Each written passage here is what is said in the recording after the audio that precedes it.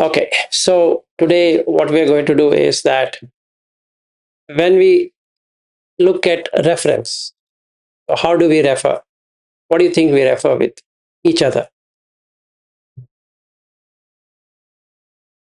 in general, whichever language, let's in English only. So how do you refer a other person? You. You. You, right? If there is an I, then there is you. If there is no I, there is no you. Correct. So with the first person being there, the second person arises. So dependent on the first person, the second person arises. Without the first person, there is no second person. Meaning, if there were no referential integrity at all, like when we look at tables in software, then you had to create a foreign key and the primary key. So the primary key is I, and the foreign key is that other one. Then you can connect the tables. So it looks as though they are connected. In the same way, when I say I am, there should be someone who would say you are, right? So then it makes some sense. So this referencing is what creates samsara. This is circular. Now, the argument here is that if there is an I, there should be another person, without which it can't work. Any I should have something else other than that. Okay. So when I say I'm seeing, it means there should be something that should be seen. Otherwise, there's no seeing apart from what you want to see. So when I say I am doing this, then the question should come, what are you doing? And I'm going to say that I'm doing some work. The doing is the verb, and I am doing is the noun. So then there is a referential integrity between the doer and the thing that needs to be done by the person. Now, this literally taking is what is I. Whether there's an I, so then this is he or she. So the second person, and then that, the third person. So in grammar, we need to have the first person, the second person, and the third person, three persons. At least one first person and the second person, without which the grammar doesn't work. So then I need to have adjectives and pronouns and so many things. So that's an addition to it. But basically, when we say communication, it means there is a referential integrity between the person who is saying something and the person who is referencing or hearing to something. And then there is a circular relationship between the person who is saying or seeing or tasting or whatever with the thing that is grasped.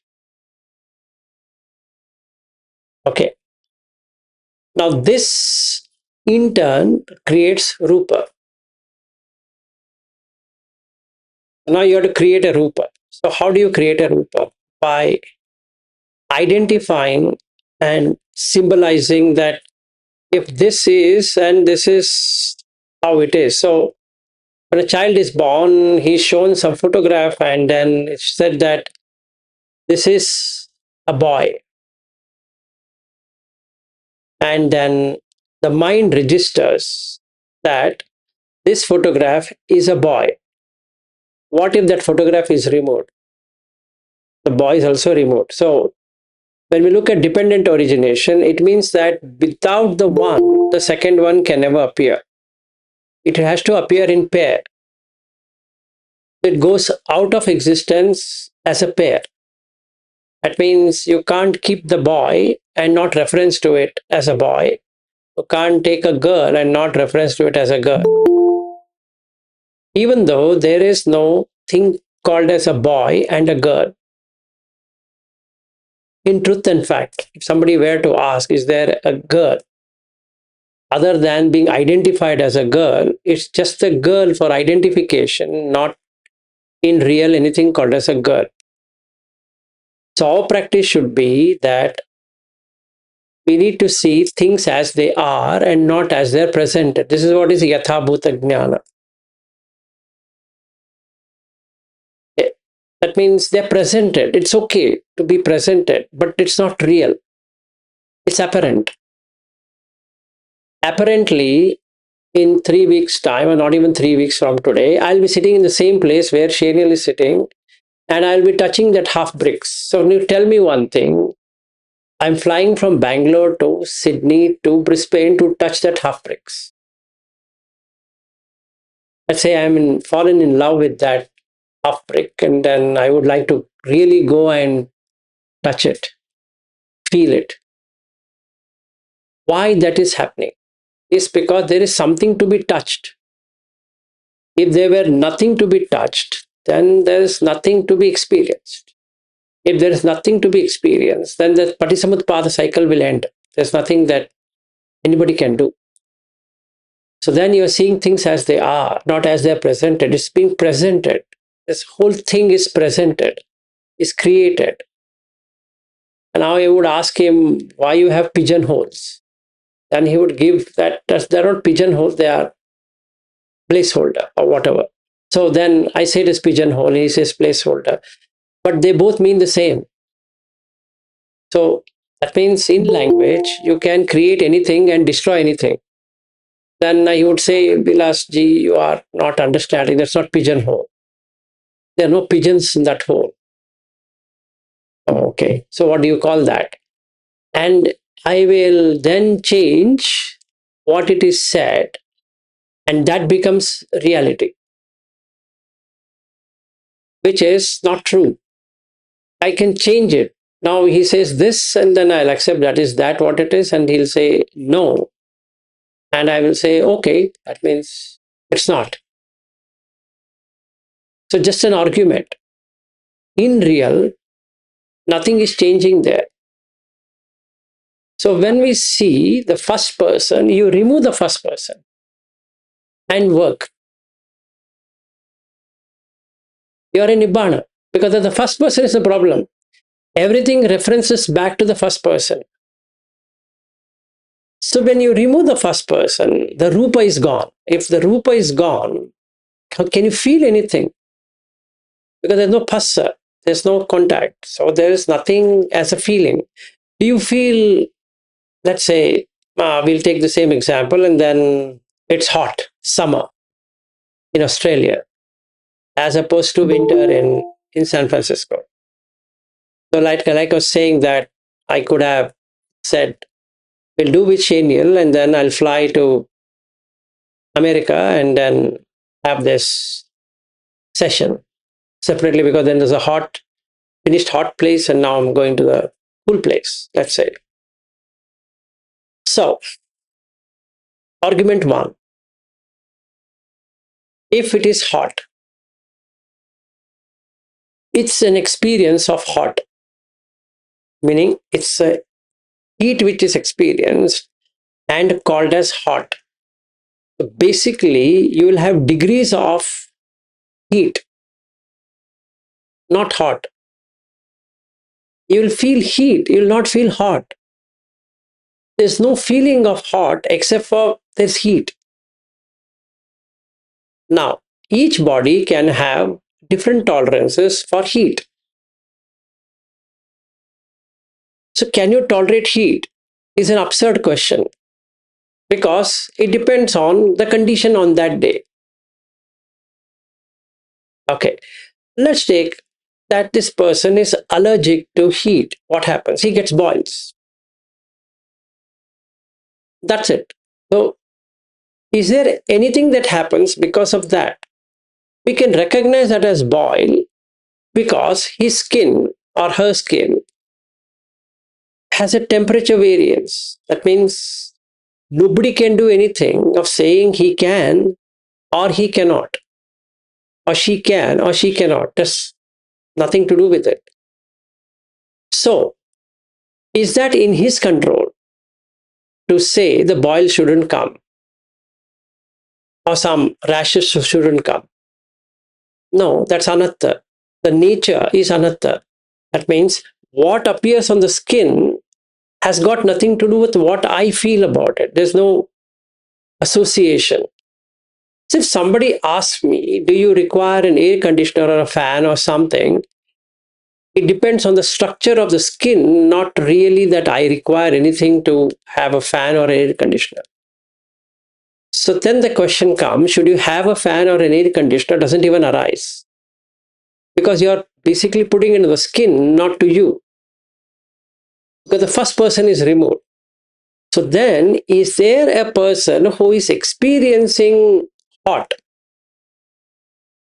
And the answer is no. There is no person.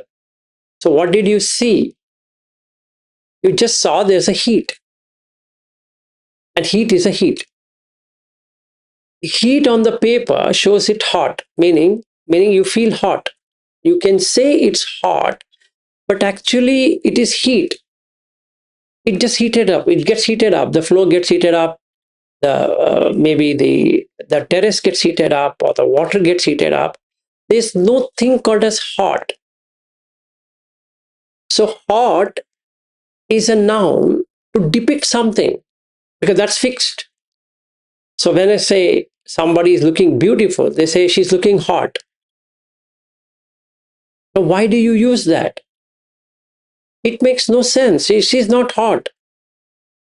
Is she having some temperature then to feel hot? No. I put hot to show something. It's just to, in language, you put something to color it up. Oh, she feels so hot. She's so hot to look. Or he's so hot. So what is then handsome? You have a hand to do something, and then you say handsome. It's just a language, a flowering of languages, and that's it. So if I take it too literally that I'm handsome, that means there is the first person feeling handsome. So if somebody says you don't look handsome, and then that means the first person is no longer handsome. So the person A is saying the first person, this person is handsome, and the second person says that you don't look handsome with this glass. So then the two versions of the same person. Version A is giving sukha vedana. Version B is giving dukkha vedana because of the word handsome. So the rupa of handsome is created, right, by that nature. If it's created, can it sustain? No, it can change, because the other person will look this as not handsome. So let's say some other person coming to my house and he says that, what are you wearing? And then I say, I'm wearing this glass. Oh, should you wear these glasses? Because it shows kamachanda. Now that kamachanda is to whom? To the eyes, to the face, to the body, to whom? If there is no first person, then there's no kamachanda, because there's no enjoyer. Only the kamachanda will come if you tell me that it looks good, and then the kamachanda arises because there is a pleasant feeling. So every time I wear this glass, I am seeking acknowledgement from others that it looks good. That's my expectation now. If I ask 10 people, and the 10 people, 9 people say it looks good, I don't treat that 10th person who is saying it doesn't look good. I don't give it any value. So, and now we come to the next section, that if I exist, then there's value. So anything is valuable with reference to that I. If there is no I, then nothing is valuable then, actually. So when I say I'm experiencing yatha bhuta, it means that things as they are, not as they're presented. So the I, which is just a hyphenation on a language, just a placeholder. You just place it. How are you doing? this what is doing there for the you is nothing to do with it. So I just acknowledge I'm doing good. What is you're doing good there? It's absurd, actually. So just to have a icebreaker kind of a dialogue, or you just say, "Hi, how are you doing?" And he says, "I'm doing good." But how are you doing is the first person. I am doing good is the first person replying to that. And the second person acknowledges it, saying that he's doing good. So his mind says, or he takes in the mind, good means this, whatever good he thinks actually. And good can be 100 different things. So he takes whatever good and then he feels, he's doing good. But he's not told what good is that. In the first place, if somebody would have said, this is good, and then that makes sense. But it leaves to my imagination on what is good. Like when I was jogging in Indianapolis, so then it's a very nice, what we can say, trail of around 9 miles. So you can jog for 9 miles, no thing will come. And people used to come in the cycles and jogging and all that. Hey, how are you doing? And the only answer I could give is I'm doing good, because neither he's serious about asking how am I doing. He doesn't care how am I doing. And even I don't care what he wants to ask me. So I just say, I'm doing good. Okay, take care and take care. What to take care, I don't know. I'm jogging. And what is there to take care? Is there any animal coming on the way or something? I don't know. But he says, take care. Okay, I also say, take care. Enjoy your day. What enjoy? What day? Which day? Thursday, Wednesday, Tuesday, Monday, which day? We don't know. So in this dialogue, this body is the first person and the acknowledgement is the second person. Between first person and second person, there is a dialogue, and that's a circular integrity. So then I can make a friendship. Supposing if he comes every day and I come every day, and then one day we both stop. Where we're seeing each other, then we smile. Smile is a chitta.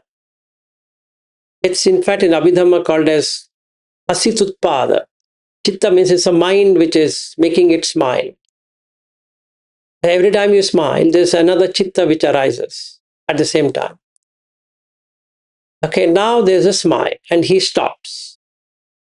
So then the next question, let's say he looks like an Indian, and then he asks me, from where are you? Then I say, I'm from India. That is quite obvious. And from which part of India? Now, you have to localize it. The next thing you're going to do is to localize. So you localize. How do you localize? You have to feel. Otherwise, you can't localize it. Then I say, I'm from Bangalore. Oh, Bangalore. Even I'm from Bangalore. So then it is closer, right? So Bangalore became a noun fixed between the first person and the second person. At that moment, the first person and the second person loses their identity as first person, second person, because they both are experiencing Bangalore. And then he asks the next question, where in Bangalore? I say Basveshwar Nagar. And then he says, Basveshwar Nagar, same place I stay.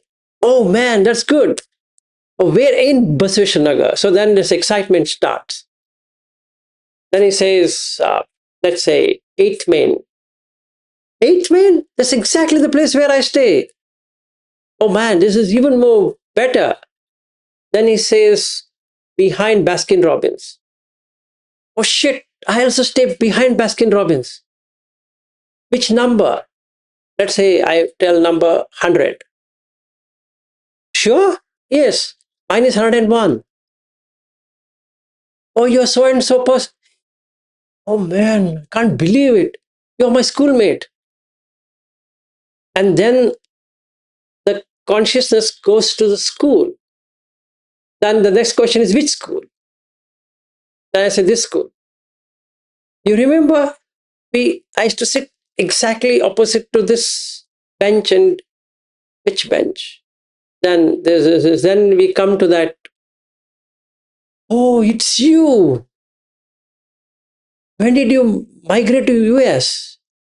Then he says, you know what, in 98, I migrated for this Y2K project and blah, blah, all that.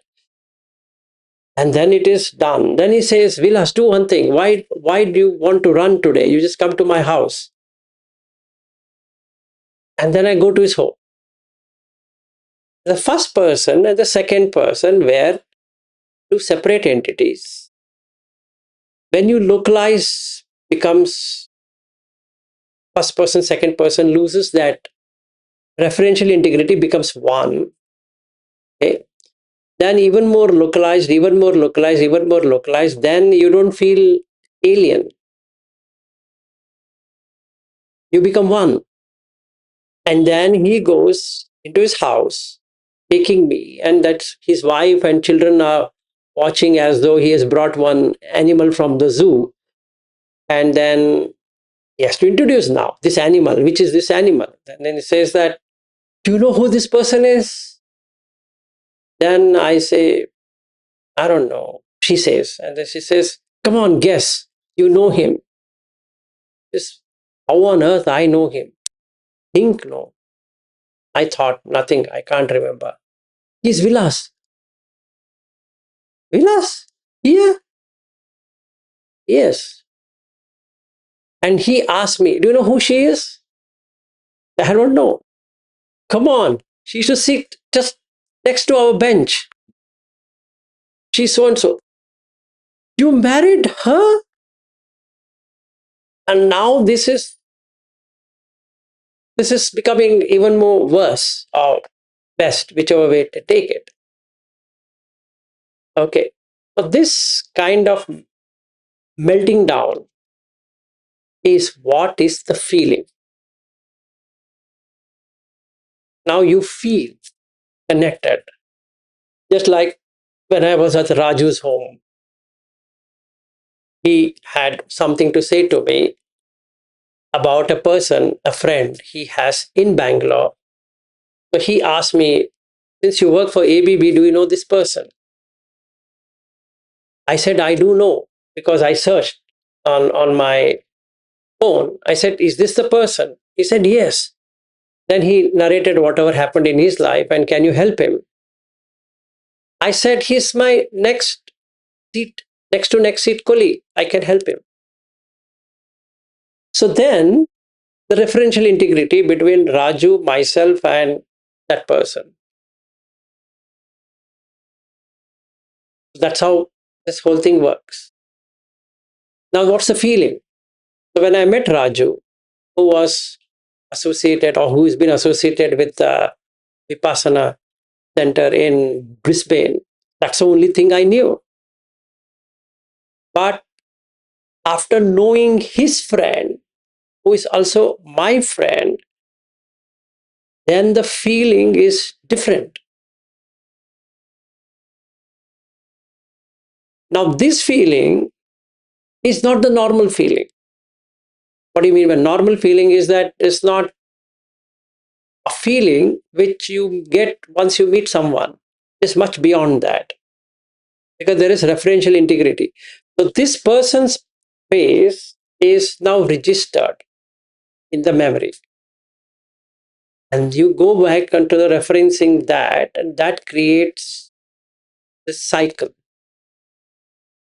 So now you want to go back.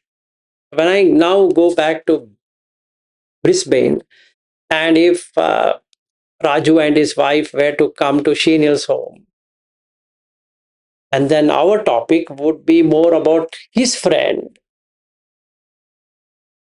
than anything else. So you see how this equation changes because of the first person. So what if the first person is not there at all? There's created one. So then there is no suffering. Because the first person is created. So he can die anytime. Because it's created, means it's going to go towards death only. So you tell about the first person like this. He is, if it is right now, or he was, if it is in the past tense, or he would be in the future tense. All of this is happening in the language. So when the person dies, you say he was, let's say 65. He was, because you can't say he is. And he would be, because that doesn't appear. So there is no consciousness which can make it beyond that years. What do you say? He was. So the question asked is, how old was he or she? And we say he was 65 or 70 or whatever that is in the language. But if you ask the body, are you 70 or 65 or whatever that is? It need not be. Like what happened to Madhulika asking my younger brother. And in her eyes, he looked elder. So since I had already told I'm 54, he added few more years to him, and she thought that he's 58, 59, while he is 5 years younger to me. So it went to 49 rather than 59. Because the body looked more aged, right? What is the person age then? Is there a person age? There's no thing called as person age. Because there's no thing called as a person to age. So if you remove the first person from the equation, the rupa doesn't get formed. And the rupa is only 4 elements. So there is no thing called as a person. It's just 4 elements. If it is just 4 elements, can a Vedana be associated only with 4 elements? And the answer is no.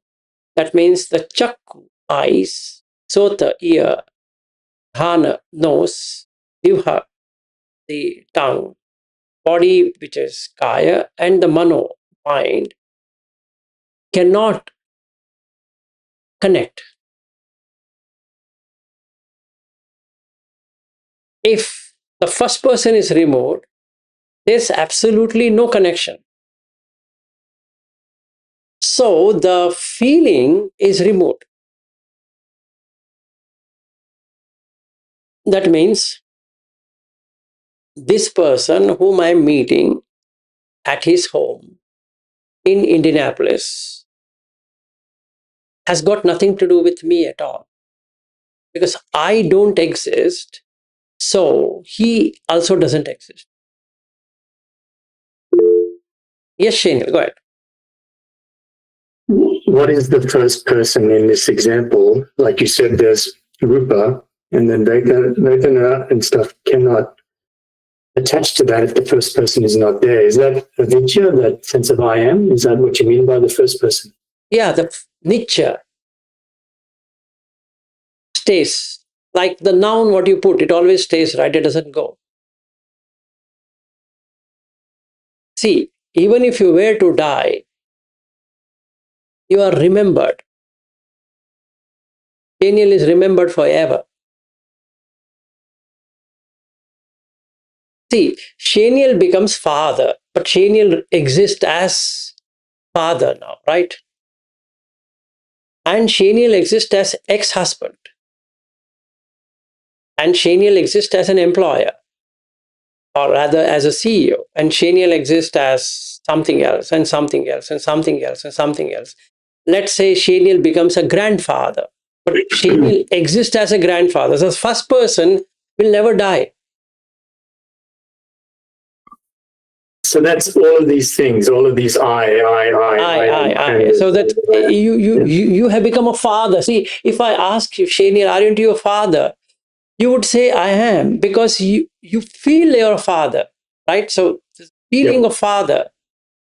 And when you are a father, you feel that they are your children, right? With that referential integrity, you're saying that, so the primary key here is the father, and the secondary key or the foreign key is the children, which is foreign because they have their own life.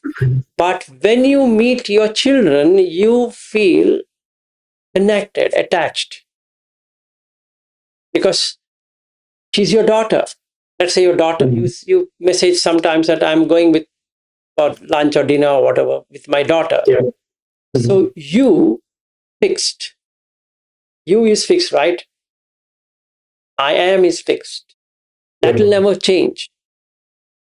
I'm going with my daughter for a dinner. So that's a verb, what you're trying to do. So the noun is fixed. It can never change. Irrespective of your body is changing and her body is changing, but the daughter-father relationship is the same. It can never change. So with reference to you, there is a daughter. If there were no you, can there be a daughter independent of you? No. Doesn't matter, right? So this being, this comes to be. So with the relationship of father and daughter coming into picture, you become the father. So you're referencing the same body to take on the ownership of a father, and the same body now you're referencing it as a CEO of Half Bricks. So if the daughter comes and your employee comes, they both cannot say anything to you, because when your daughter speaks, she'll say, "Hey, dad," but your employee cannot say, "Hey, dad," to you. He will say, "Hey, Shaniel," or whatever you have asked him to say. At that moment, that very moment, you're playing dual role. One being a father, so you'll say whatever her name as daughter, and you will tell her what to do, and she takes that message and goes away. And you tell your employee what he has to do, and he will take that and he will go away. But all that is happening only in words, because you're just verbalizing. Yep. Okay. Now you see this fun. What Buddha says in the jhana, which we are going to practice when you're there, is with the first jhana, vachi niruddho hoti. That means the speech gets dissolved. Yep. Why? Because this language quotation is completely gone. You lose daughter. At the max, what you're losing is the daughter. And at the max, what she's losing is the father. And at the max, where your employee is losing is the employer. But all in words. Are you really gaining anything to lose anything? If you see, you're not gaining anything to lose anything there. So when I say I'm a Sakatagami, what I'm trying to imply there is there's nothing to be gained to lose anything there. So if something like, Madhulika and Niket have given me this, so there's something to be gained. This has to be gained. If this has to be gained, then I have to do something to gain this. Because there's a gain and there's a loss. If she doesn't gift me this or he doesn't give me this, there's something to lose. And hence this gain. So this is called Ray-Ban, and this is called as a glass. And that is made by Meta. So now you have a AI-driven glasses. So you puff it up. So now Ario has given me that thing called as whatever he has given me, that Meta stuff, VR or whatever that is. And then on that, in this guy is sitting, I can connect that with this, and then I can play everything what is happening around in that will come here. Let's say. Now, if that exists, this also exists. If that not being, this cannot exist unless I want to connect it. So the feeling I'm getting as a father, like in my case, I also have a son. The feeling I'm having a father is because I'm referencing it with the first person. But if I reference it as something to gain or lose, that means I'm going to gain my son if he listens to what I say, and I'm going to lose the son if he doesn't do what I say. So my objective is to make him realize that he has to listen to me of whatever I say. And from his first, meaning first person point of view, his first person point of view, I become the second person. So he would like to me to do what he expects me to do, and he want to change my way because he sees it in his own way. So when reference to this is second person. When reference to this is second person. So now you have circling around of that first person, second person, as in husband, wife, father, son, father, daughter, mother, son, mother, daughter, all of that. Sister, this, that, all that referencing. So you are experiencing whatever you're experiencing, not outside. You are experiencing everything inside. Meaning, like the heart is experienced inside, in the same way, the friendship is also experienced inside. The enmity is also experienced inside. Now, what I do is, I do an extraordinary feat. I remove the first person, I remove the second person, and they become nothing. Now, the metta becomes easy because there's nobody to have anything as a grudge or anything, because the first person itself is not there. The grudge will come, or some aversion is going to come only with the first person, with relation to first person. So can I not give up that first person completely, and then I'm released from samsara? So that's how the avidya is gone.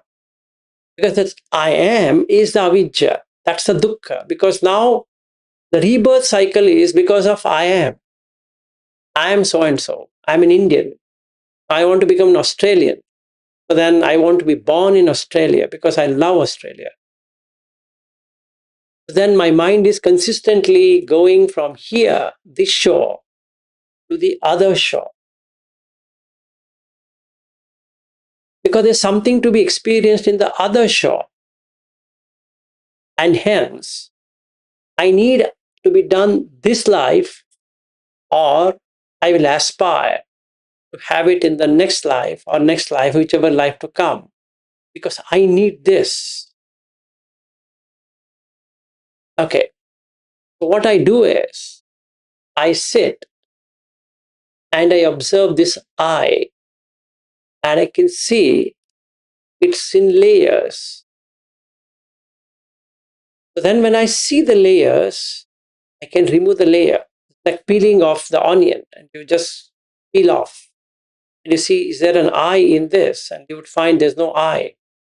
Then you remove the next peeling of it, and you find nothing in that. That I is gone. So like that, I can peel 5 leaves or 5 skin off that onion, and I see nothing there. Because there's rupa, and there's feeling, and there's perception, there is choices or volitions, and then there is conscious experience. So whatever I say I am is experienced at the same time. So what if I just remove that first person?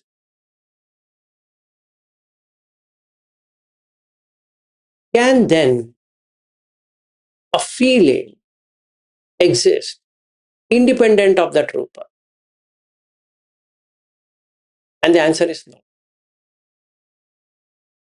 So, Shaniel, if you think you are a father, you experience father. So you are in near shore and you go to the far shore because your daughter goes from here to here. Then your daughter is here while you're here. You want to go from here and go and be with your daughter. So this becomes the near shore, but your daughter is here. So when you go here, this becomes the far shore. That means your house is in the far shore and you're with your daughter is the near shore. And when you finish the job and let's say come back to this, she is in the far shore and you are in the near shore, but you have referenced it back. So what happens? You'll have memories feeding onto that. You come back again and again between the near shore and the far shore, and that creates a cycle, which Buddha calls it as Vattam Vatati, is like a whirlpool. So you create a whirlpool. Now it's rotating over there. So every time you go back to your daughter and your children or sons, and then you create a reference point where you are the centrifugal force for all of them. So they circle around you. Just like the leaves were to circle around that whirlpool, they start circling around you. So your job is to give them whatever they ask for. But you also have to find someone who can feed you. So then there should be a referential integrity for it to be fed. It's a self-feeding thing. So you feed your daughter and the daughter feeds you out. It completes the circle. So you do something to her and she will do something in return. You do something to your son and he does something in return. In the same way, you do something to your employees and they do something in return to you. Then it closes the loop. Otherwise, there's nothing anybody can do to anyone. And that way of accepting is the fixation. And the vexation comes because of this fixation that it should work like this, but it can work otherwise. So I have told my team member to do this, and he may or may not do it. And since he didn't do it, the communication between the first person and second person seems to have gone wrong.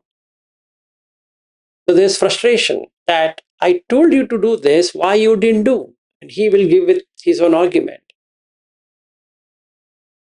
And that words will make this first person get upset. It's just words. But the upset is in the heart.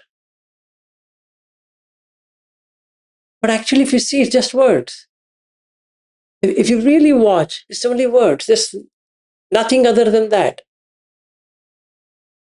So you see this magic. If you have first person, there's a reaction. If you remove the first person, there's no reaction. So now you can play the game. You don't take the first person. You become the witness of the first person. So there's a witness consciousness. And in that, there's no first person. You just create Vilas there. Just like, somebody's talking to Vilas. I'm not talking to Vilas, actually. Somebody is talking to Vilas, and it's between Vilas and that person. Like a dramatist. So I'm just dramatizing it. It's fun. And he's arguing with whom? With a fictitious character called Vilas. So should I really get upset? Internally, I'm laughing. He's jumping around. He's saying this is blah, blah, all that. And there's no vyapada. Why? Because this fictitious character is anyway fictitious character. So the Kamachanda is on what? The Kamachanda is on the fictitious character. With the character not having Kamachanda, can the vyapada survive without that fictitious character? No. Because that character is becoming father, then is becoming employee, then is becoming brother, then it is becoming something else. It's becoming so and so. All this so and so is only so and so. It's not a person being there. So you just watch being a brother. Just watch. You're not a brother. Just being a brother. Somebody said, hey, brother, like, what Bobby and Sajal keeps on talking. Hey, brother. Then you'll be shocked. Which brother? Bobby has got no relationship with Sajal. Sajal is a Bangladeshi person. He is a Keralite India. How can these two call brother? And Janak also calls him brother. So it is even more worse to me that three guys are brothers. On what basis? But they talk like brothers. Hey, brother, I can't come to this coast and that coast or something like that. But it's just a language. Can he really promise he's a brother? Dhamma brothers. Yeah, now you have to put another noun called Dhamma because that doesn't change. So this is just a play of words, not real. So if Bobby takes Sajal to be real brother, he's in trouble. But if Bobby plays the game of being brother, he can enjoy this being fun because there's no brother. The same thing he can do with Marin. She's no wife of Bobby. She's playing a role of wife and not being a wife. So then Bobby doesn't have Kamachanda and Vyapada at the very instant. Because his reaction is to the wife. But Marin is Marin. She's the wife, but it's fine, but she's not really the wife. It's just a role being played by some person. Because that's the first person. Yeah, you had a question, Shaniel. You finish and then I'll continue. I think Dr. Madhukar had a question before me. If he wants to go. Maybe, yeah, we'll give him a chance. Yeah, Madhukar. Yeah. Namo Buddhaya. Namo Buddhaya. Since I'm started working hard on the breath, some funny experiences, funny feelings are coming to me. So what you said just now is, I feel that there's a dot in the circle, and the circle we always draw around. So what I thought is just need your correction if I'm right. So I think there is a one eye, and there is a which is in the center of the circle, and on the circle is others, like all other things, like we make a circle. So I think when the I and the other this gets diminished or gets vanished, uh, we really feel getting burdenless of that other entity and identity and relationship with others. Uh, um, as long as I myself consider as a I, the others is automatically get created. I think, like like then there is a father, there is a daughter, etc. So when I and other, when the self and other is in this uh, being felt like that, once that get vanished, one really becomes free of duality. I think this is a ground for the duality when one already gets mentally created one and self and others.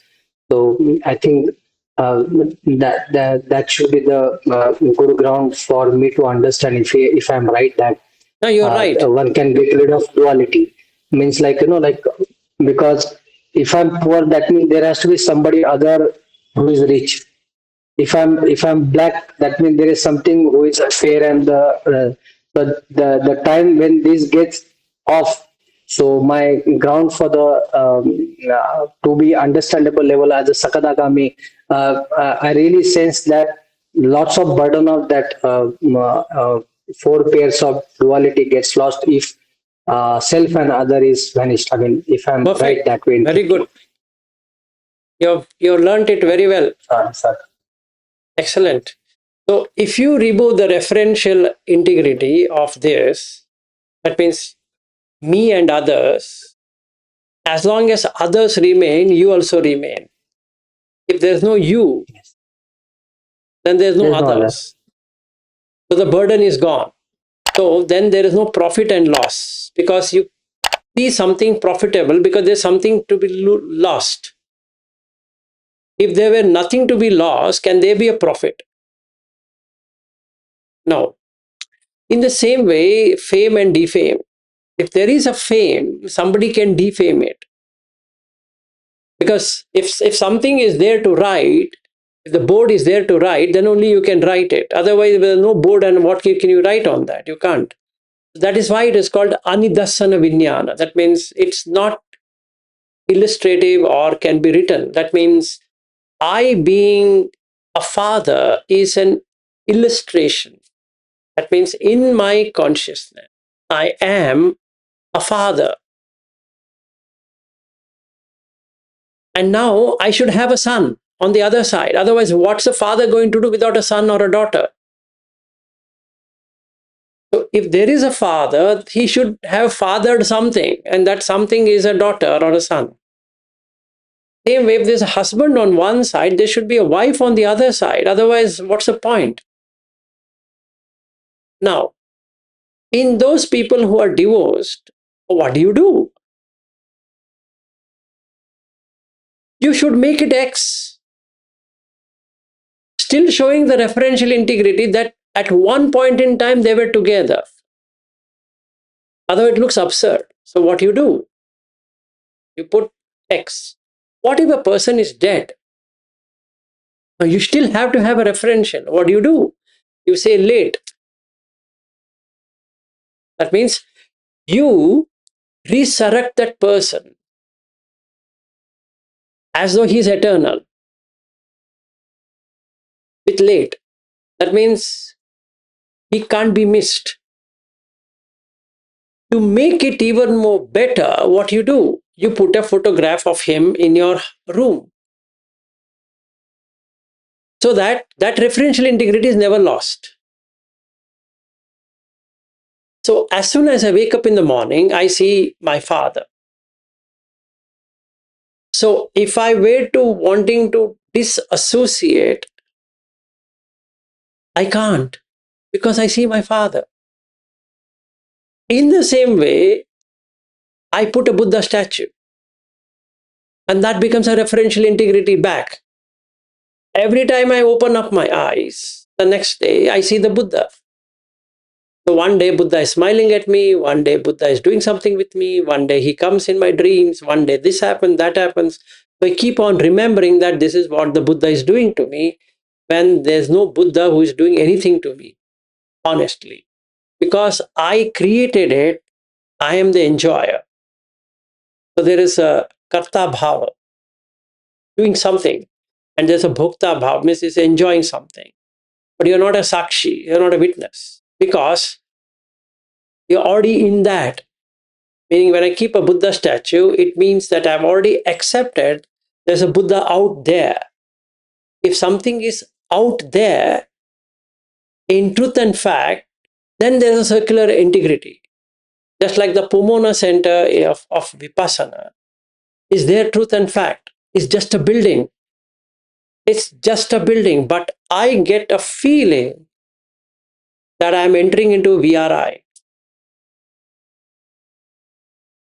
And all my experiences, it is with relation to that place. So what do? I will have to mimic it.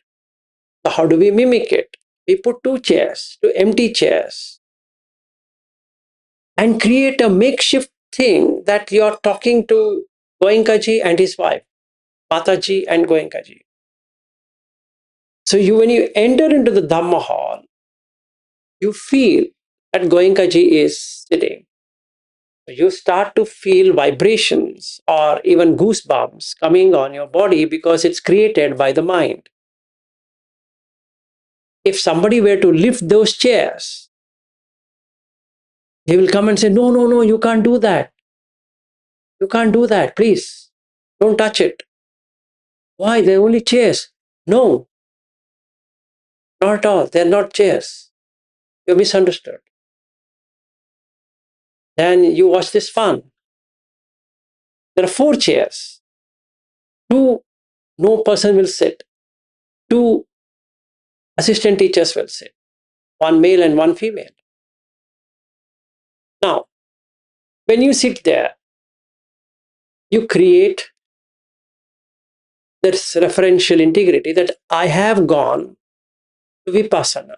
It's you who have gone, not the body. It's you who has gone to vipassana. So then if you are gone to vipassana, then you should get something out of vipassana then.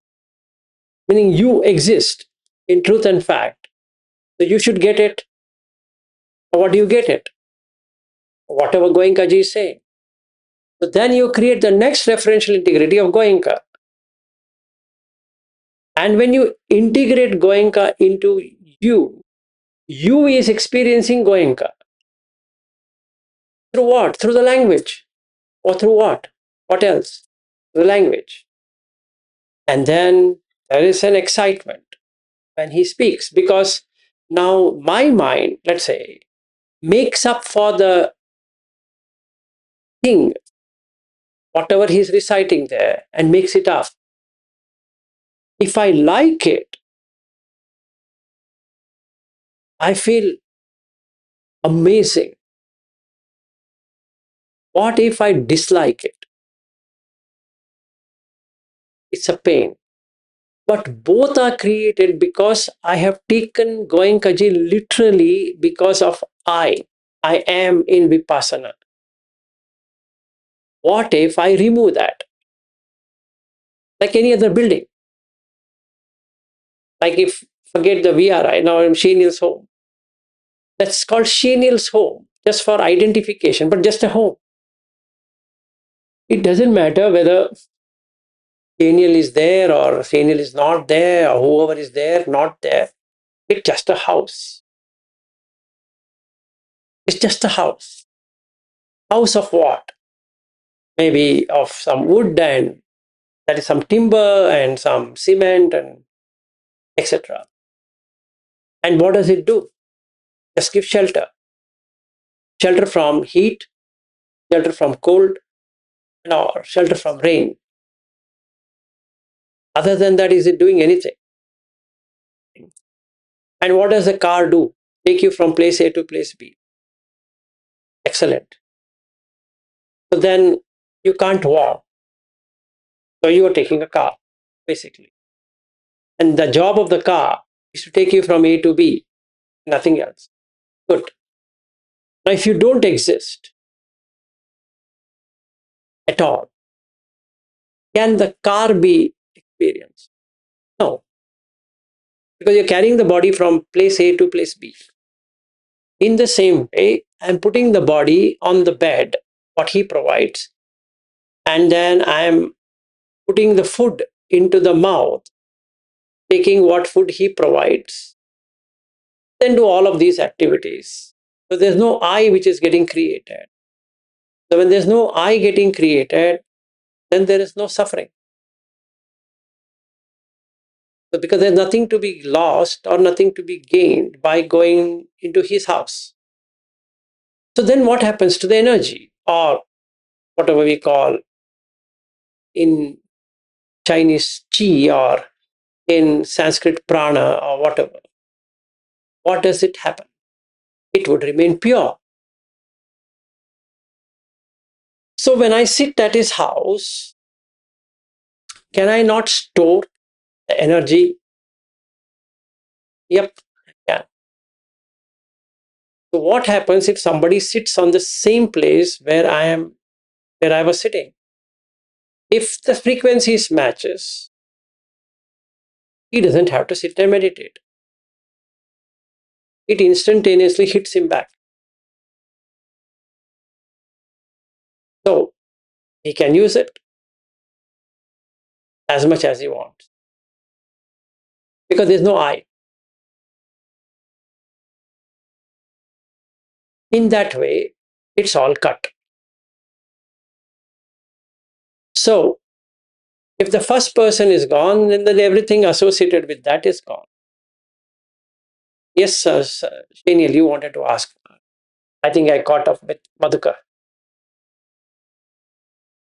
I was just going to ask if you could please just elaborate why you use the analogy of near shore and far shore. Is it just to illustrate that referential integrity?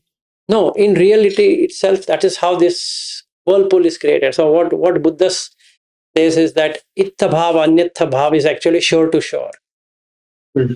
Okay, so you are in this and you want to get there. So that is the meaning of tathagata. That means one who is moved from this shore to the other shore and cannot come back.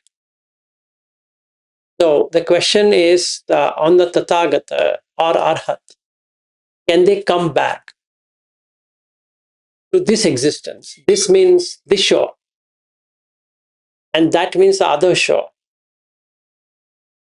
In our usual life also, we have this shore and the other shore. That means I leave my house and go to the office, which becomes the other shore or farther shore. So that becomes a near shore, and this becomes a farther shore. As I were to drive to my office, and then I lose my house. The home is gone.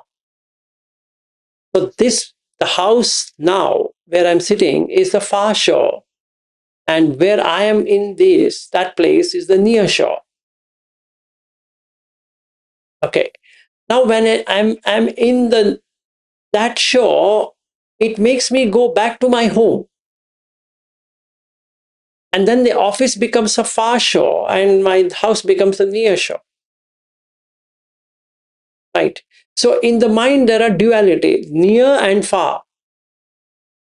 So I then have to say the days I'm going to work, because I treat it as work. So then there is a division, right? Now I'm dividing the consciousness to have a conscious experience of the work area and the home area. So there are two areas now.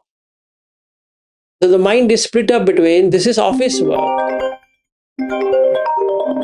and this is my homework. But actually, it's only work. There's nothing called homework. What do you mean by homework? Actually, you're doing whatever you're doing in the office. In reality, you're eating, you're going to the washroom, you're doing something, you're writing something, you're emailing something, or you're doing something, and you call that as an office work. Separated out of a homework. That means I will then say, I can't watch my breath because I'm in office. If I was at home, I would have done that. So you got the point. Now, why I can't work on breath watching? Because that's an activity now. So if Shaniel gets it, takes the class to Vida, then only she'll watch the breath. Otherwise, there's nothing that she can do. So she's desperately waiting, when will Shaniel start the session? Because that's work. But you're breathing from morning. Actually, no, that I was busy. How can you busy minusing the breath?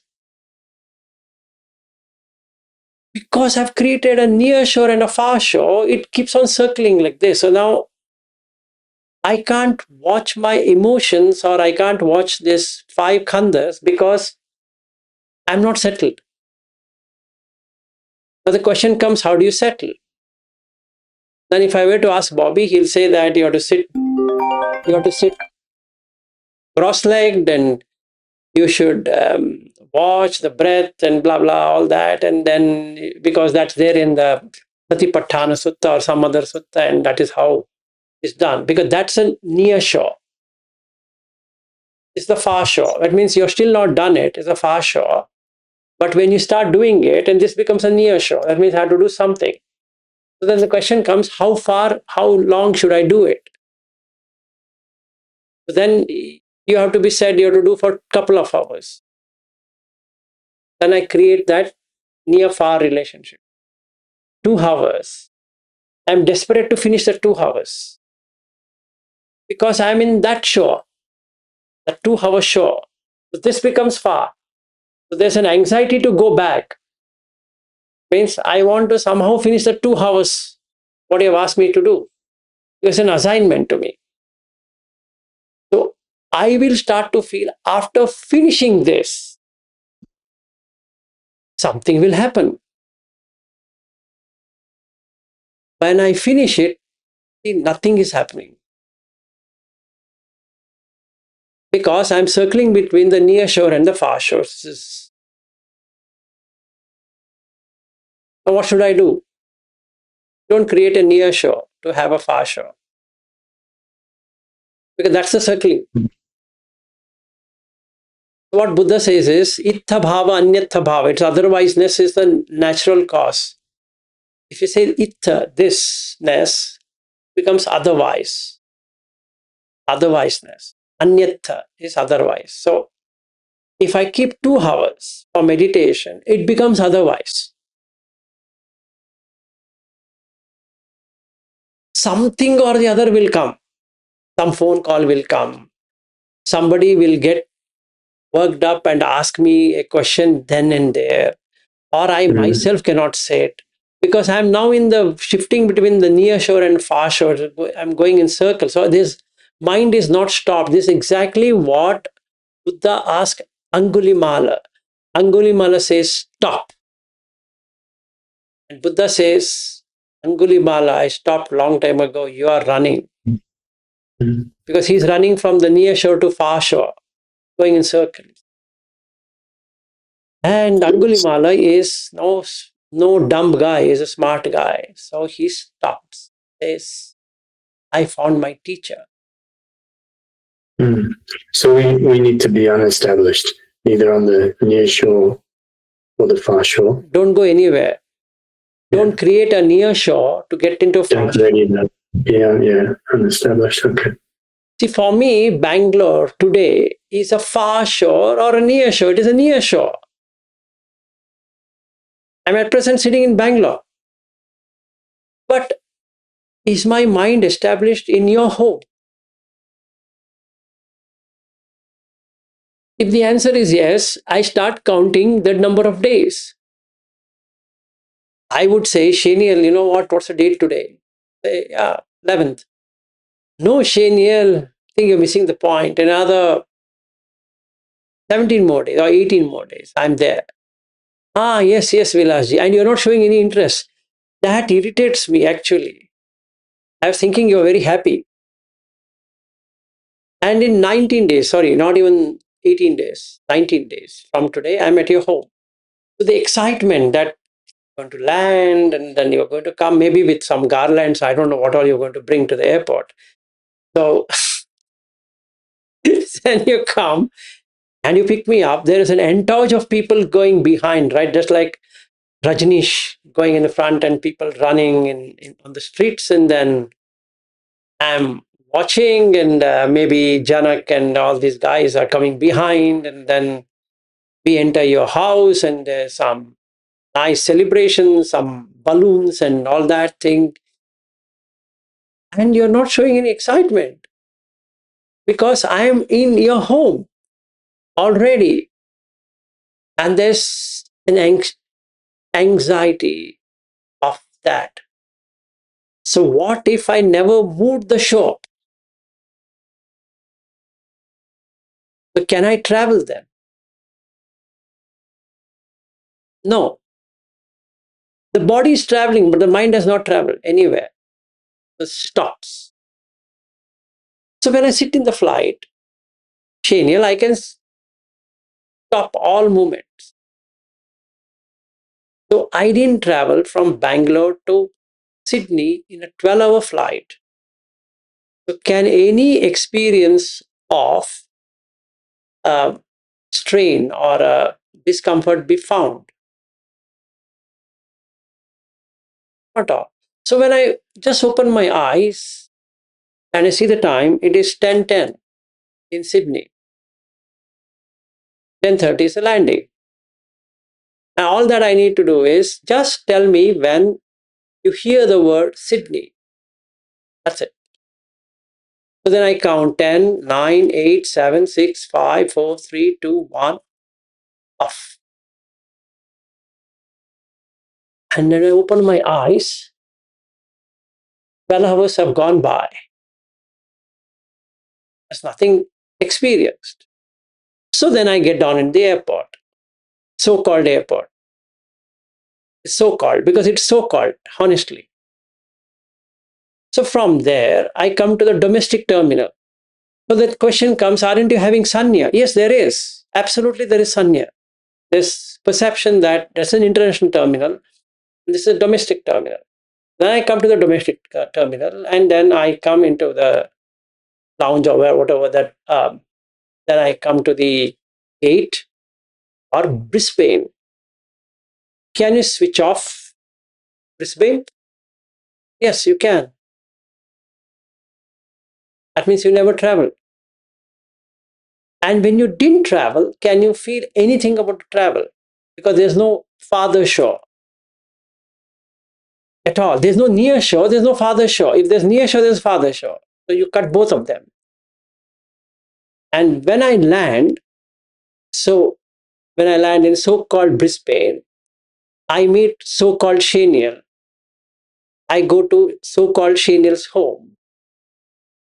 And there's nothing there, right? This voidness is completely void. Meaning complete shunyata, emptiness of anything. So then what happens to the energy? Not lost at all. So then am I not in meditation for the entire period? So I didn't create, I need to meditate. And then it becomes far sure now. I created this meditation, but something comes up, then I'm in the far shore. Now I have to go to the near shore, which is the meditation thing. What if meditation is natural process? Mere mortals need to have a structured practice to get to that point. Yes, you need to do that to drop it off. I understand. But that's the reason I'm talking about these 5 aggregates. We will be doing the TMI thing, that we are not dropping it. That's the reason I told you that's a must. But why I'm telling you this and to all others is that this is what I and you will be practicing, but then they should know what we are practicing. So there's no hide and seek that, oh, they are practicing something which I don't know. If they had asked me, I would also done. It's open. Anybody can do it. No, but I understand what you're saying. You're not being established. It's unestablished consciousness. Yeah, you're always going back and forth between the two shores. Yeah, between the two shores. So if you have this shore, you exactly have the other shore. Like when I land at your home, 99.99%, if you agree or disagree, I'll say we'll go to Gold Coast. Because I already created the other shore. I want to see what it is. Maybe you're not on day 1. Maybe day 15, day 20, I'll say, Shaniel, it's been a long time, right? And then you should guess, this guy is now going to the far shore. Because that has become near shore now. So let's say you were to drive 140 kilometers. I don't know how much kilometers is there from your place. It's 200 kilometers. I don't mind. In fact, I will say, Shaniel, if you want, I can drive your car. Because my mind is already established in Gold Coast. And then I want to visit Great Barrier Reef. Because now it is established there. I'm in this shore, but it makes me relax if I go to that Great Barrier Reef. Because people will ask me, you went to Australia and you didn't see the Great Barrier Reef. Come on, what is this? Very sad. But then I need to visit that. And then I need to visit the Sydney Opera House and this and that. So many, because all of those placeholders are my far shores. But my mind is already established in the near shore. That means they're already there. So there is an agitation or an anxiety to get into that shore as quickly as possible. So I can't withstand this. I can't tolerate it any longer. So I will convince you, let's go and meditate there. Meditate where? In the Opera House. Vilasji, it is in Sydney. So what? We'll go. We should meditate in Sydney. Of all the places, Sydney.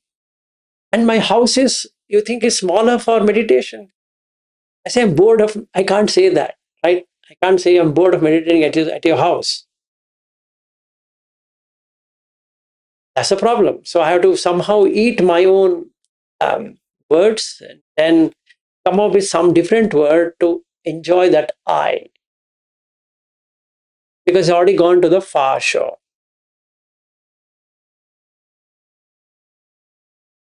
Thank you. Sure. Yes, Bob. Yes, Bobby. So, Vilashi, when you say about this, seeing things as it is, like Yada Buddha, before that, in the 6 steps, you have told this Nibbana Dhatu, for the first one. So, what is the difference between Nibbana Dhatu and Nibbana itself? Now, first you should know the quality of Nibbana. What's the quality of Nibbana? What I understood is being present in that moment. So when you're saying about... It's unestablished. So when it is unestablished, how you are seeing things as it is, and then you're seeing the dependent co-arising also, like after that, right? So, and unestablished comes as the fourth step in that sequence. So, I know that, but you should know the dhatu. You need to know the quality of it. So you'll start to see the quality of it. So is that what, when I say being in the present, is that, no, for example, there's no present. There's no present, there's no past, there's no future. Ajjatta, Bahitta, sorry, Atita, Anagata, Pachuppanna, all the three shouldn't be there. If you have either one of them, it will get established. See, what we call present moment, there's no movement. There's no movement and there's no moment. When I say there's a present moment, it means there's some movement there. Some movement from here to there. It's a shore to shore. Each moment is a shore from here to there. Mind still is, there's nothing, or what Ajahn, I really love this, what he has put there. Still flowing water. The water is flowing, but his mind is still. If you say, I'm in the present moment, it means that something is moving there. But in the present, makes no sense. Nothing should be moving. Still, completely still.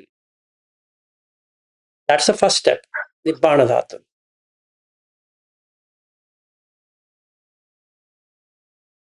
Thank you. Yeah. I don't know how much you understood that. That we will cover it up when I'm there. Yeah. In flesh and blood.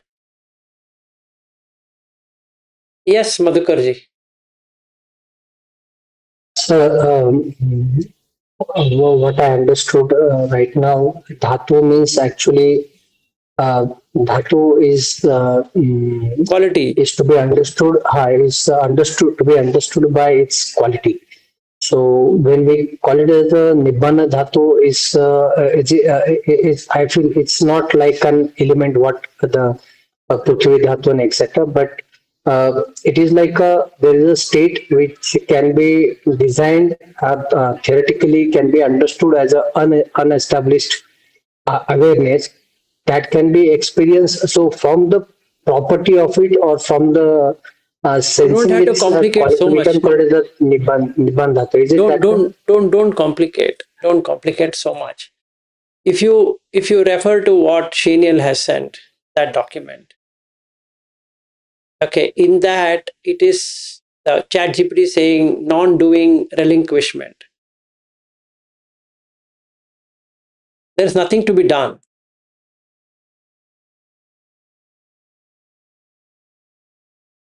You don't have to do anything. What is that anything? Creating this shore or the other shore. Don't do that.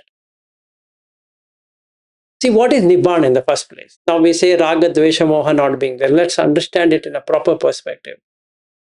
There should be some movement in the mind which then makes you go from here to there.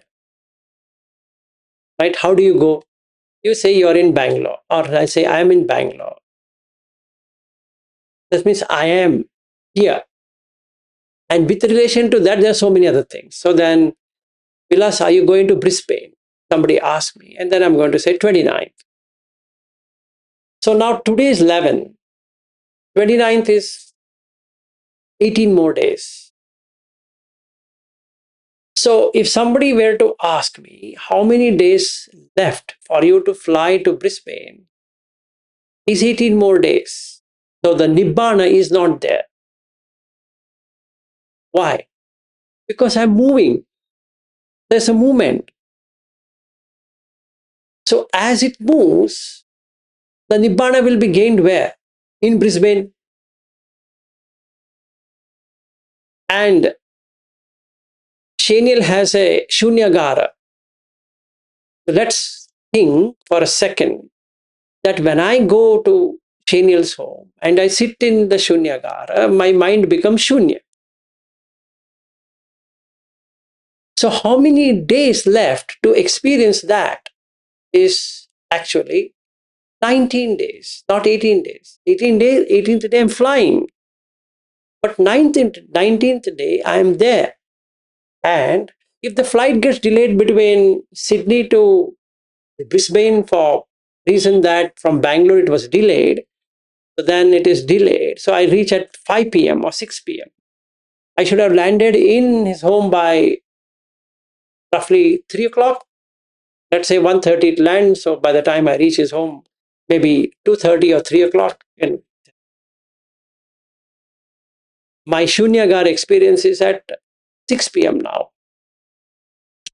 Unfortunately, for my dismay, this Bobby and Janak and Viren and so many guys are going to come. They're going to spoil my happiness of me experiencing that Shunyagara. So now I'm forcing myself, Bobby, I think you have other better work to do. And this fellow says that I'm going to stay with you, which is even more worse for me. And Janak also says, I'm staying with you. Oh my God. But when will I experience Shunyagara?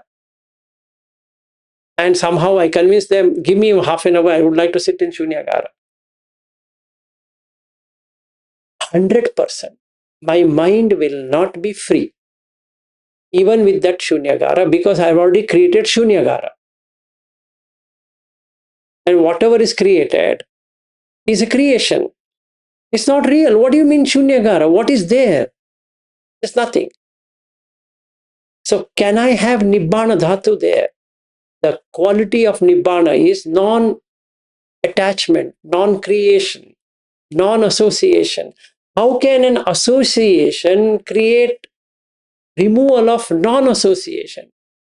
It's paradoxically impossible, also technically impossible. It doesn't work. So what should I do? Consider this place as a Shunyagara at this moment and don't create anything. So, like what question he asked about the Nibbana Dhatu is that if there is no mind movement, you have understood there is no Raga Dvesha Moha.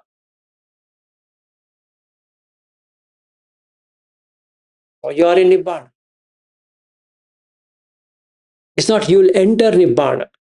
It's not that you will get into Nibbana. There's nothing like that. It takes you off because there's nothing to experience. If I want to experience Shenial, I need to exactly wait another 19 more painful days. Right? And he has he has got me a business class ticket also. So what's going to happen? I'm so desperate to sit in the business class as if something is going to happen. So when I sit in that business class ticket or the flight, the moment I sit in this, I feel, this is Nibbana. Bullshit. There's nothing which has happened. The mind is now engulfed by the Kamachanda. So can there be a Nibbana in that case? Because the Vyapada will take over, and Thinamida will take over, Udacha will take over, Visikicha will take, everything is taken over, right? So then there's 5 hindrances. Can I see that there's nothing called as business class except for the title business class? Like economy class, there's a business class. Where there's some comfort, agreed. But it's not something which is reliable. It goes away in 12 hours' time. That's it. And that means the mind has not gone any shore. So you have Nibbana. I don't know what happened to Dr. Madhukar, whether he got it or not, but that's what it is. I don't know, Shaniel, did you get what I said? Yeah, Asad. I just wanted to say that you really made me make me experience the end of suffering. Like when you destroyed my Shunyagara at a Bangalore visit, uh, ultimately the Bangalore Vihara trip was non-conclusive. So not going there, the suffering I really didn't experience when you helped me to destroy Shunyagar in my mind itself. So no more Exactly. Shunyagar, no more Aranyagatova, no Rukkumagagatova, nothing. I used to enjoy like, okay, go find out some trees, sit down there. And I mean, it is just a mental create. So thanks for that, all those things. So Sure, sure. that's just only wanted to add that you really made me destroy my own Shunyagar. That was. Thank Good. you, sir. Good. Otherwise, it's 19 more days of suffering with Shaniel. Because now that Shunyakar is something I need to sit. It's pain. Really, 19 days is not an easy thing. I have to see the morning, I should see the afternoon, I should see the evening, I should see the night, and the next day, and the next day, and the next day, and the next day, and the next day. What a pain, actually, what a vexation. Just to madam sit. वो पहले उन्होंने 120 बोला था CC तो वो थोड़ा थोड़ा करके लिख हो गए आगे Okay, so it's pain. So can I remove it? Actually, if you really see the Buddha Dhamma properly, it's more to the mind, not to the physical. So when he says Arannagatova, Rukkamula Gatova, Shunyagara Gatova. Yeah, one literal meaning is that. But if you really want to practice Arannagatova, go out of disturbance. Wherever you just go to seclusion, where it is said like that, Vivicheva Kamehi, Vivicheva Akusala Dhammehi. So just seclude yourself. That's what Aranyagatova is. Rukkamula Gatova is just go to the root cause of your problem. What's the root cause of this suffering at present? My suffering is getting into Brisbane. That's the suffering today, what I'm having. Can you do something about it? Yes. Can you remove that? Yes. Do the Shunyagar. Make it empty. Make the mind empty of its content. What does it contain? Brisbane. Remove it. Now you see whether you are suffering. Now, why? Because you secluded, quite secluded from sensual pleasure. Brisbane is a sensual pleasure. Remove it. Then I came into Dukkha Mula. I looked at my root cause analysis. So there's Dukkha, Dukkha Samudaya, Dukkha Nirodha Gamini Patipada. So I looked at the Four Noble Truths. So I came to know my cause of suffering is Brisbane. If I go to Brisbane, every day is going to cut the journey by 1 day. So I am going to die out of Brisbane on 10th of January 2026. Can't do anything. If the Brisbane is not created, can you die in Brisbane? There is no. So I removed the Brisbane from the mind. That's it. So you end up suffering. Because it's created. It's because of me, Brisbane is created. Because I'm in Brisbane. Nobody else. I'm in Brisbane. And Brisbane is the near shore right now. And Bangalore is a far shore. But my body sitting in India, I should have sat in Australia. So what should I do? Wait. And that's pain. And after getting in Brisbane, last time I was with Bobby, went to Bobby's home. This time I'm going to Shinil's home. So they both stay in Queensland. So if we are going on the road of Bobby's home, maybe, let's say as an example, then I see, this is where Bobby lives. They created one more, a kind of droplet in the water, so it start to shake. Then I reach Shinil's home. Then I ask him, how far is your house and Bobby's house? And Bobby also anyway will be there. So then we discuss all of this. So there's a lot of going around. Can I stop it? Yes, can be stopped. By not traveling.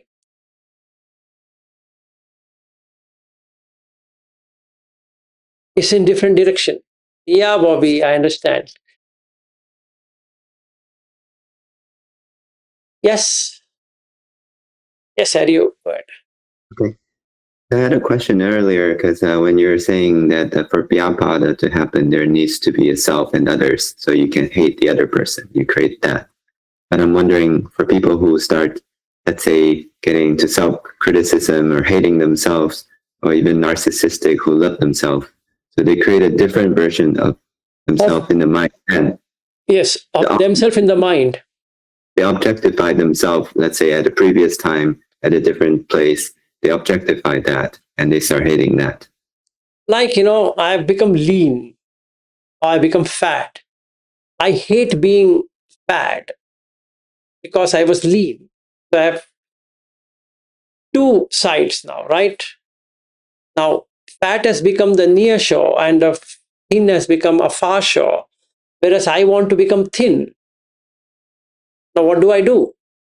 I'm agitated. I'm worked up. So there's Vyapada. And they should be Kamachanda, right? If you're thin, you look good. Then otherwise only you can become thin. Otherwise, there's no point in becoming thin if somebody doesn't appreciate you for being thin. And then only I become thin. Because I become thin, right? The body is becoming thinner, not I. But I say I am becoming thinner. So the experience is I am thin. And when I go and ask Niket, let's say, am I thin? And he says, sir, you have really reduced weight so much. How did you do it? I've been trying this. Then I give him a entire story of how I did it, why I did it, how should you eat, what you should eat. He will feel, my goodness, I asked one thing, he talks so much, but he can't say that openly. Then he listens and says, yeah, I'll try doing it. But it might work, might not work. But then somebody tells him that, Niket, you should become lean. And he takes it. Now the problem comes. Unless you take it, there is no problem at all. Anybody can say anything. But when you take it, and then it becomes near shore for you. Now you circle around the near and the far and near and the far, because being fat is the near shore and being lean is the farther shore. You want to be on that shore because it's something which is interesting when you go there and you are appreciated for that. The same thing happens on the job. You are a so and so title, but you want to be that title. So then you create a near shore and a far shore. If you work towards it, then you are given that. So it is dependently originated. So when you get a promotion, actually you are getting relieved of the pain. There's no promotion. You're just getting relief from the pain, what you were holding. Because promotion gets you more money and a title. You feel, at last I did it. But then that new role has new expectation. It's like a mirage. You keep on running behind it to fix it, which may or may not happen. And then you get stressed out. So then the organization says, I will make you a director in this organization. So you forget all of this pain so that you get that partial. So director of an organization is a near shore right now, but you're still not happened, is a far shore. So you strive to go to that shore. Somehow make it. After that effort, you are called director. Come back and celebrate. The very next day, expectation is as a director. Yes, so the far shore is whatever you have attached to. Yes, that's correct. That's craving. That's how you create shore to shore circling around and like that. That's why it's called Vattam Vatati, whirlpool. Complete whirlpool effect. You just keep on rotating endlessly to become that. That's a bhava. I want to become. Then the birth. So you are a director. Birth as a director. Then this jara. Because the moment you become, it's old story now. The next day, you're no longer a director. It's business as usual. Then they say you will become vice president if you do this. Exactly. I want to do it. Now you lost interest on being a director. Because that is now near shore. This is far shore. So the director becomes far shore, vice president becomes near shore. So you to run. Get it? Yes. And I guess that's why when you get it, it loses attraction because if it's here, then it's nothing to be excited about. That's the reason it's senseless. See, the excitement of wearing this Ray-Ban is the greatest example. We went there, we got these glasses done. I'm filled with gratitude to both of them. But actually, is there any change? It's just a pair of glasses. And why am I wearing glasses? Because I can't see. The fact of life is, I can't see. So what do? I wear glasses. If I stick to that, there is no near shore and far shore. Why? Because I can't see I'm wearing glasses. It doesn't matter if it's Ray-Ban glasses or some band glasses. It doesn't matter. But it's good one. And undeniably, it's good one. Appreciate it. But don't take it literally in the mind.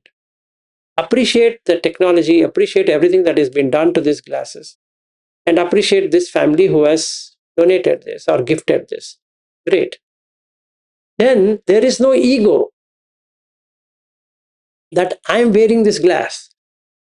I'm the owner. If it is, then it circles now. What it will circle? I'm privileged. And that's the problem. Asmi mana. Asmi means minus. Mana is vanity. So I deserve it. Which is not. What do you mean you deserve it? You don't deserve or you don't lose. There's nothing like that. Means you don't wish and you don't deserve. It is there. Just be mindful that it is there. And thank whoever has given it to you. So then there is no mana. If there is no mana, there is no losing of nibbana. The mind is not fluctuating. I'm wearing it, but it's fine. It's not making me feel elated. Good. Absolutely good. But the gratitude is taken over the mana. So there is nothing to enjoy. But I'm sending back the metta to the family for having given me this class. And that's it. So that will cut this shore to shore circling. Does that answer your question, Ariu?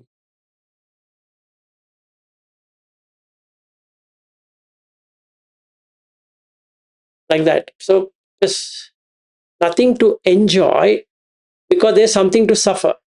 Right? If there's suffering, then you want to enjoy. If there's no suffering, what will you enjoy? Nothing. Just relief.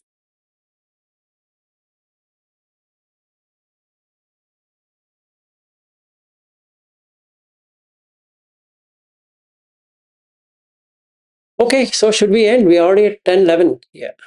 And I appreciate again Niket and Madhulika for being awakened so early in the morning. In fact, you have a fan. You both have a fan. That is Ariu. Yesterday he was asking me, are they in UK? I said yes. It's hardly 3 a.m. I said yes. They want to.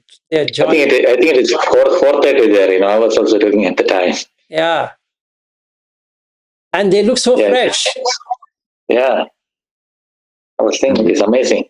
Amazing. And they both get up at 2:30, Bobby. They have surpassed you. Yeah. My God. Every day. Every day. Okay. And this couple, they meditate and they met for meditation, meaning they got married because they wanted to meditate. Yeah. You told that before. Excellent. So what time they go to sleep? They could early. No, that you have to ask them only. I can't answer for them. 2:00. We hardly 4 hours, 5 hours. So they're asking you a question, what time you both go to sleep? So usually 9:30 or 10 o'clock. Okay. So 8 hours. I sleep. Yeah, I sleep early, around about 8:30 to 9. 9 is when I go to sleep. So you sleep 5 hours, 6 hours. 5.5 hours. 5.5 hours, 6 hours. It's very, very inspiring. Yeah, really good. In fact, the day they landed in Bangalore, I just messaged them saying that okay. And then they said we are ready. What, ready of what? They're ready. They're sitting and ready. I said, okay, then I'll come. So then I went and met them in the morning at 6 o'clock, 6:30 or whatever time I went there. They just traveled.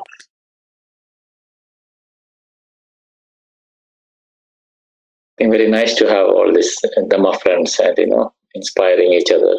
Yeah. Thank you very much. Can't expect much. Yeah. Okay. So good day and meet tomorrow with some more detailing of the Patisamutpad. Thank you, Vilashi. Thank you. Bye-bye. Thank you. Thank you. Thank you, sir.